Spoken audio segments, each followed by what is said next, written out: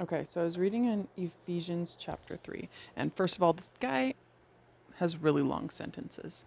Sometimes it's like kind of confusing for me. I have to like, wait, what was the beginning part of the sentence? Anyway, for this reason, I kneel before the Father, from whom every family in heaven and on earth is named, that he may grant you, in accord with the riches of his glory, to be strengthened. Oh, with power through his Spirit in the inner self, and that Christ may dwell in your hearts through faith, that you may be rooted and grounded in love, may may have strength. This is the part that jumps out at me. That may have strength to comprehend with all the holy ones what is the breadth and length and height and depth, and to know the love of Christ that surpasses knowledge, so that you may be filled with the fullness of God.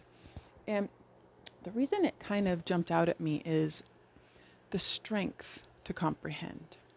I guess I've always approached things in a more, I guess, typical way of thinking like wisdom and understanding and information. And, like kind of like I would get it all in my head to be able to comprehend something. But the more I have been walking the life of faith, it is more of a matter of strength because I can get it and I have all the data. There's no more data. I still just can't get it to stay in my head because I keep thinking of all of the logical and reasonable things in the world. For example, the love of God, it'll register a little bit for a moment, but then I go back to looking at myself in light of what do you call it?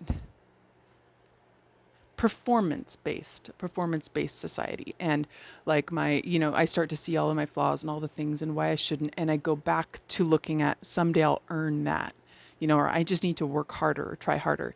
And instead, it's like the strength to hold on to the truths that are revealed in the light of a world that is constantly providing data and information and practices that are directly opposed to it.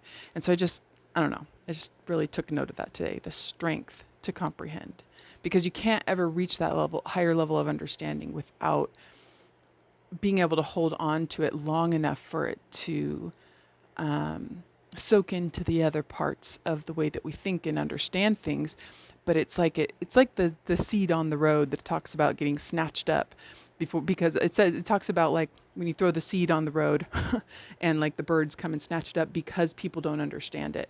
And it's like if it can get taken away from us before it really sinks in, it doesn't have the same transformative power, I think. And so I don't know. I'm just the strength.